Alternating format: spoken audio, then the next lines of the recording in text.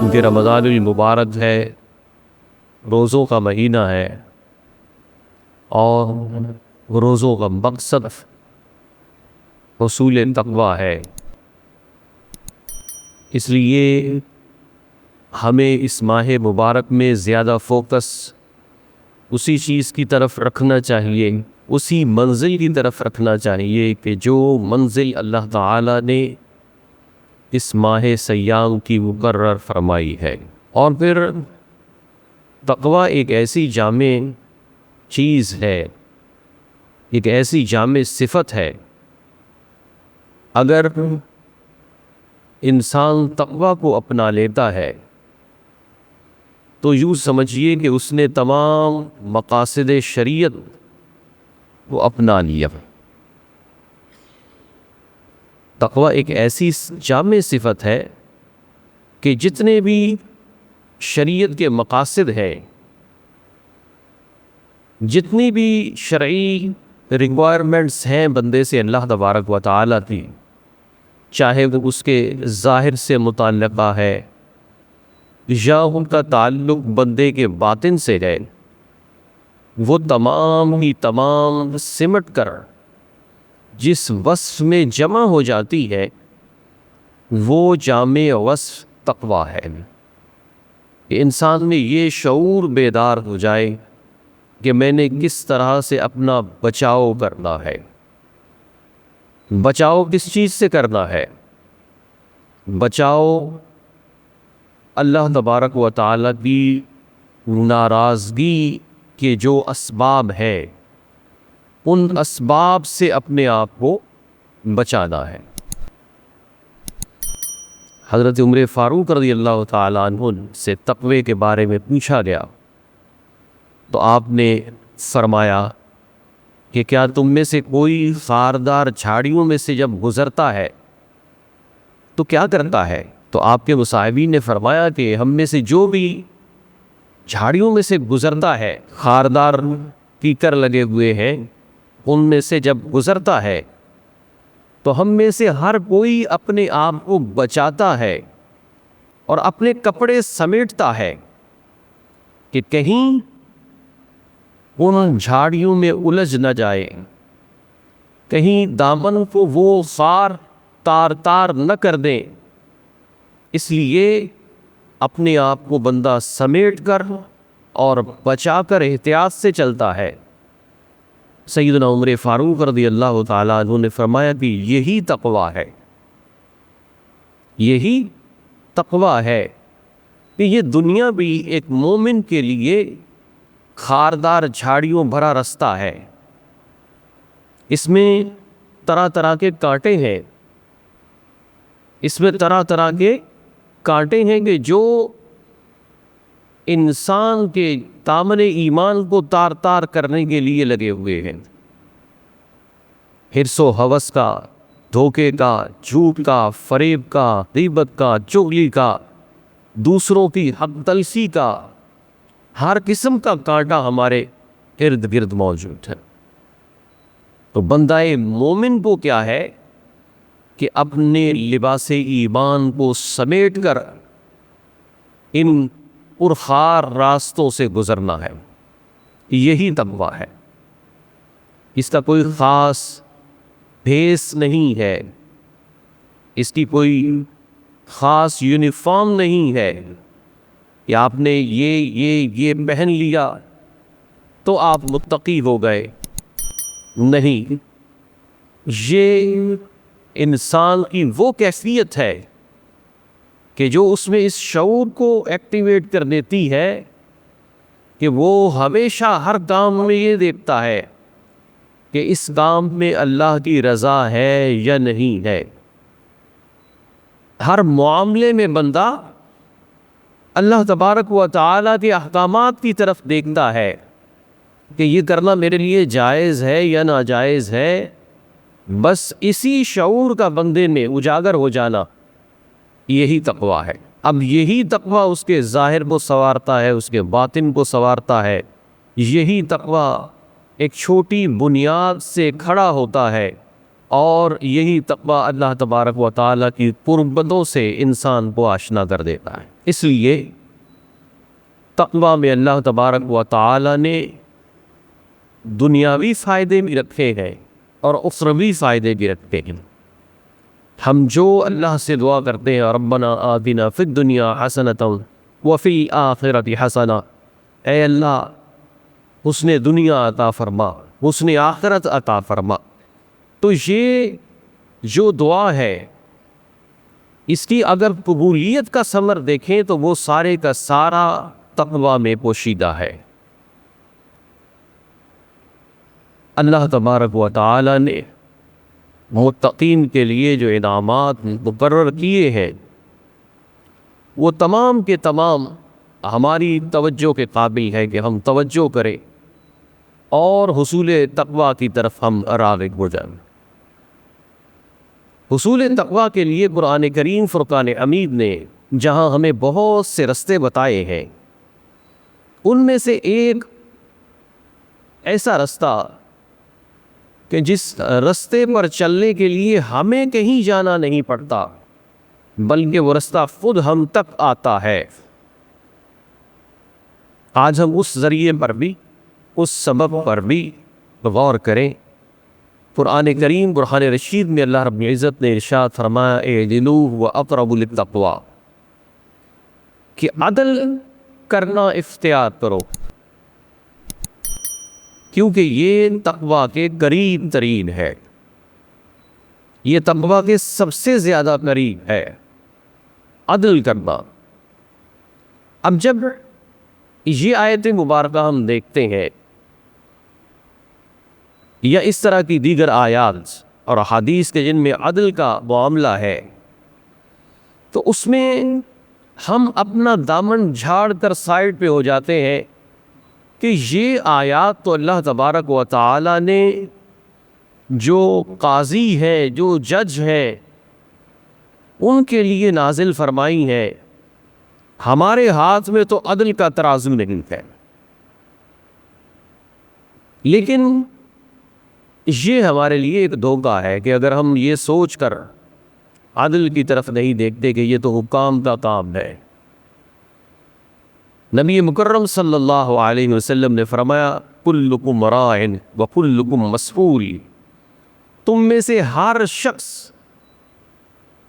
ذمہ دار ہے، حاکم ہے، اور اس سے اس کی ذمہ داری و حاکمیت کے بارے میں پوچھا جائے گا۔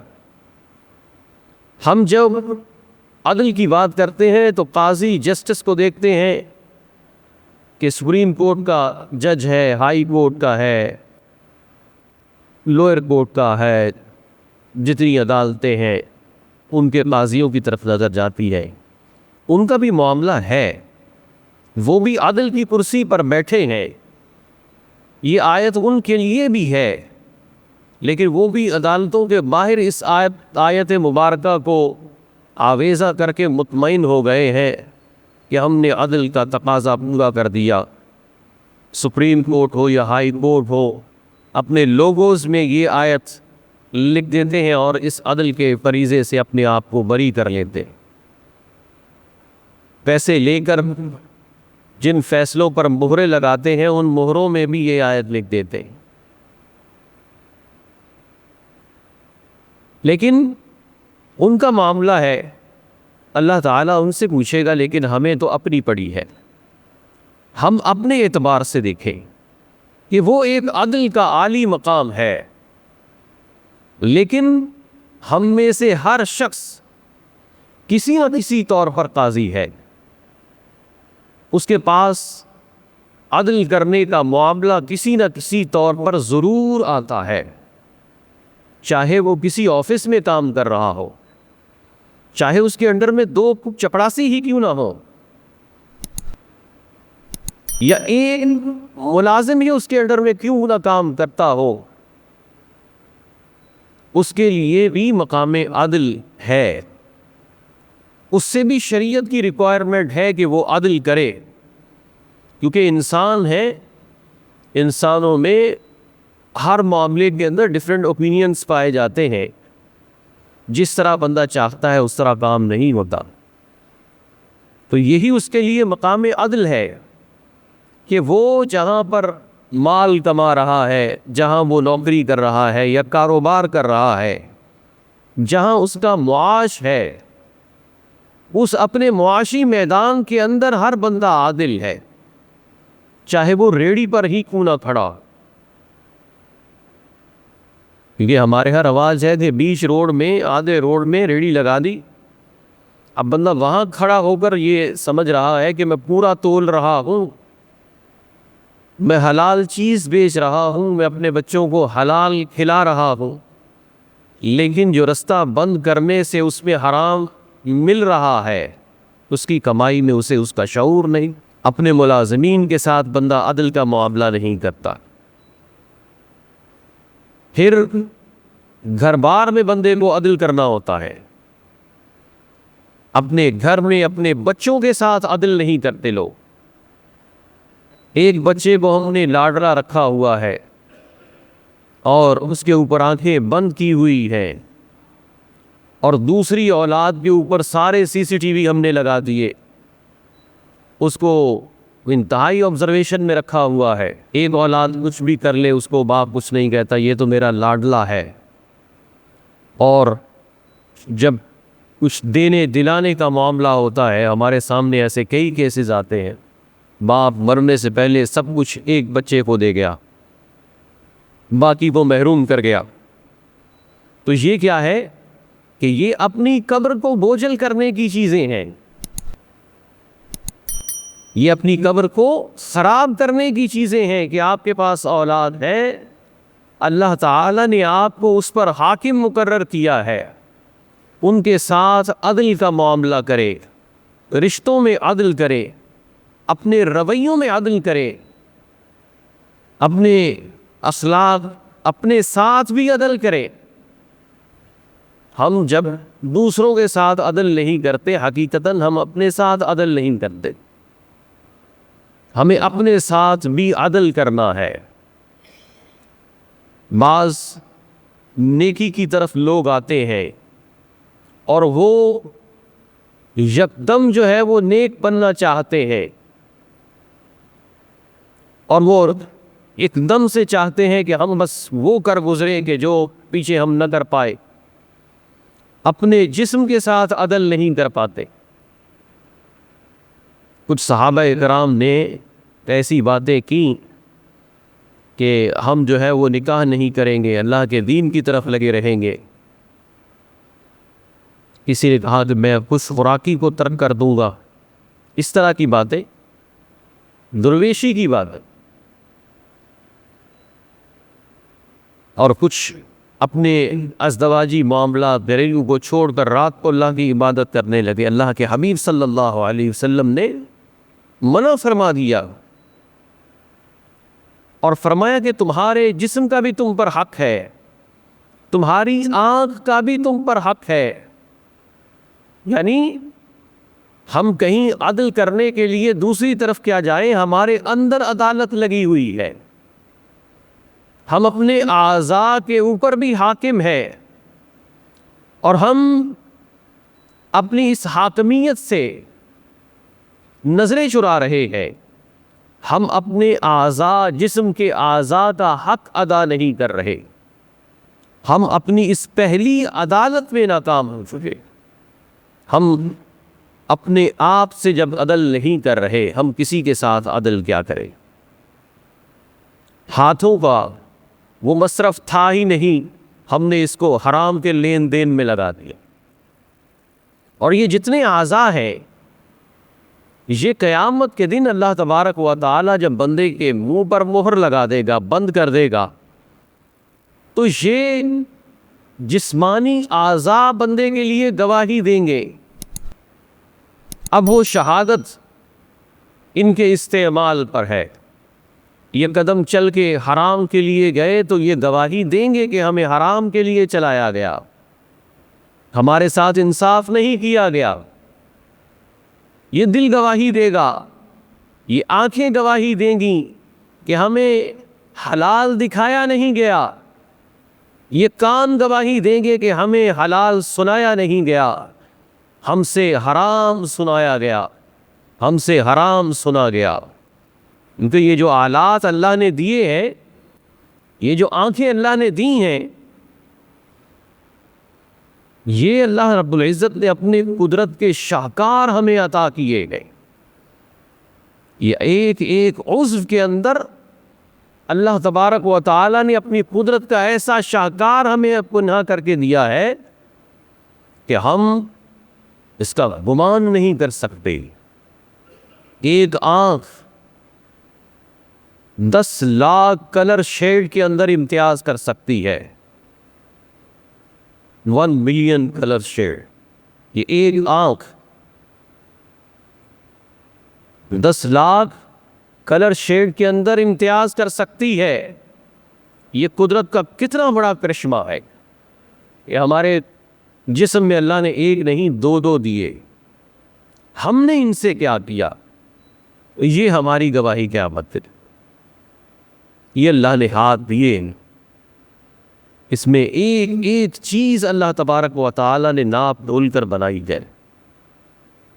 یہ قدرت کا حسین شاہکار ہے کہ انسان ایسی چیز نہیں بنا سکتا. ہم نے اس کو کس استعمال میں ڈبو دیا، غرق کر دیا، یہ قیامت کے دن ہم سے پوچھا جائے گا اور یہ چیزیں گواہی دیں گی. تو گواہی اسی وقت ہوگی ہمارے حق میں جب ہم نے ان چیزوں کے ساتھ عدل کیا ہوگا، ان کو ان کے صحیح مصارف کے ساتھ استعمال کیا ہوگا. زبان ہے، اللہ نے ہمیں اس قدر نعمت عطا فرمائی ہے. کسی گونگے سے پوچھئے زبان کیا ہے، لیکن ہم اس کو فتنہ و فساد کے لیے، اس کو جھوٹ کے لیے، دوسروں کو نقصان پہنچانے کے لیے، دوسروں کی برائیاں کرنے کے لیے، ان کی چغلیاں غیبتیں کرنے کے لیے ہم یہ استعمال کرتے ہیں. فتنہ و فساد اس زبان سے برپا کرتے ہیں. تو کیا یہ زبان ہمیں قیامت کے دن چھوڑ دے گی؟ ہم نے اپنے اعضاء کے ساتھ اگر انصاف نہیں کیا تو یہ اعضاء قیامت کے دن ہمارے گلے پڑیں گے. اس لیے جو تقویٰ کی پہلی منزل ہے، حصول تقویٰ کے لیے جو پہلی منزل اگر ہم عدل بنائیں تو اس عدل کا جو پہلا پڑاؤ ہے وہ ہمارا اپنا من ہے، وہ ہمارا اپنا آپ ہے کہ اللہ نے ہمیں دماغ دیا ہے.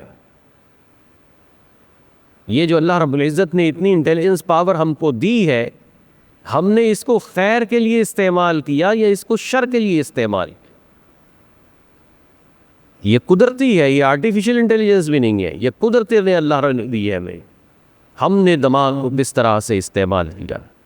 فتنہ و فساد کے لیے، لڑائی جھگڑے کے لیے، گھروں کو اجاڑنے کے لیے، بھائی کو بھائی سے جدا کرنے کے لیے، ماں کو بیٹے سے جدا کرنے کے لیے. ہم نے اس دماغ کی صلاحیتوں کو کس طرح سے استعمال کیا؟ ہم نے اس دماغ کے ساتھ عدل کا معاملہ کیا یا نہیں کیا؟ یہ بھی قیامت کے دن ہمارے سامنے کھل جائے گا.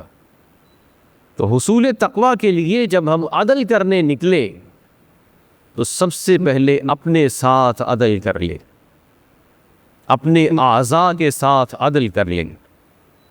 تو جب ہم اپنے گھر سے عدل کر لیں گے، اپنے آپ سے عدل کر لیں گے، تو پھر ہم عدل کے اگلے معاملے کی طرف پہنچیں گے. ورنہ اگر ہم کہیں گے ہمارے تو انڈر کوئی بھی نہیں، لیکن ہمارے انڈر ہمارا جسم تو ہے، اس کو ہم نے میرا جسم میری مرضی کر لیا کہ میں اس کو جس طرح سے چاہوں چلاؤں، تو اللہ تبارک و تعالیٰ کے حضور یہ جسم ہی ہمارا جو آج سب سے بڑا معاون ہے، خیر کے لیے بھی اور شر کے لیے بھی. تو اگر یہ شر کے لیے ہم نے معاون بنا رکھا ہے تو یہ جسم ہی ہمارے گلے پڑ جائے گا قیامت کے دن. ہمیں کسی اور دشمن کی ضرورت ہی نہیں ہے. چیز کا غلط استعمال، عدل سے انحراف، یہ کہیں کا نہیں انسان کو چھوڑے گا.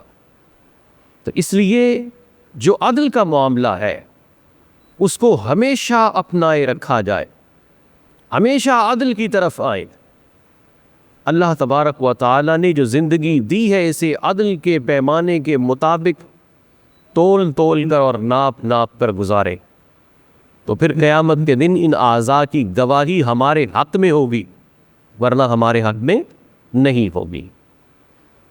حصول تقویٰ کے لیے ایک اور بہت مضبوط اور عظیم ذریعہ جو ہم عمومی طور پر کھوتے جا رہے ہیں وہ یہ ہے صحبت صالح، اچھی صحبت۔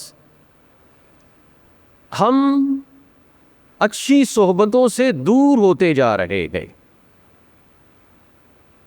نبی مکرم صلی اللہ علیہ وآلہ وسلم نے صحبت صالح اور شریر صحبت اس کی مثال دی ہے، اور مشہور حدیث مبارکہ ہے، حدیث جلیسین، دو بیٹھنے والوں کی حدیث۔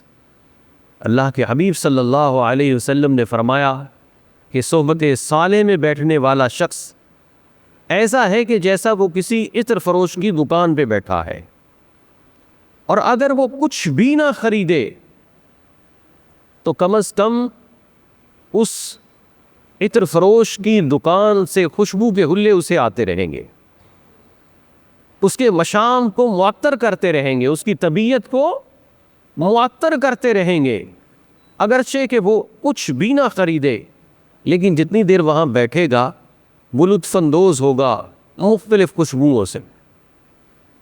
اور سید العالمین صلی اللہ علیہ وسلم نے فرمایا کہ جو بری صحبت میں بیٹھنے والا ہے اس کی مثال ایسے ہے کہ جیسے کسی بھٹی والے لوہار کے پاس کوئی شخص بیٹھ جائے، اگرچہ کہ وہ اپنے کپڑوں کو کتنا بھی سمیٹے تو وہاں کی چنگاریاں اور وہاں کا دھواں اور گرمی جو ہے وہ اس کو متاثر کرتا رہے گا۔ تو اب دونوں طرح کی صحبتیں ہم دیکھیں، انسان کی سب سے بڑی بد نصیبی یہ ہے کہ اسے بری صحبت میں مزہ آنے لگے۔ سب سے بڑی بندے کی محرومی یہ ہے کہ اس کے لیے لطف اندوز کرنے کی چیز بری صحبت بن جائے، اور انسان کی سب سے بڑی خوش بختی یہ ہے کہ اس سے اچھی صحبت میں مزہ آنے لگے۔